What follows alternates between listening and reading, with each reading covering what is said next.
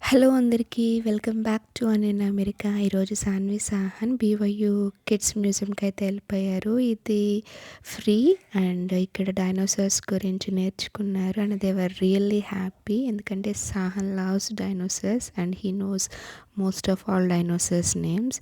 So వాడికి ఇంకా interest పెరగాలి అని చెప్పి మేము అలా మ్యూజియంస్‌కి తీసుకెళ్తూ ఉంటాము. And he was so excited.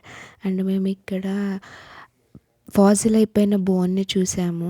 And it was really amazing. And even the skin అసలు ఎలా అవుతుంది అని సర్ప్రైజ్ అయ్యాము. బట్ ఎందుకంటే మిలియన్ ఇయర్స్ ఎగో ఉండడం వల్ల అది భూమిలో సో అలా రాక్‌గా క్రిస్టలైజ్ అయిపోయింది అని చెప్పి.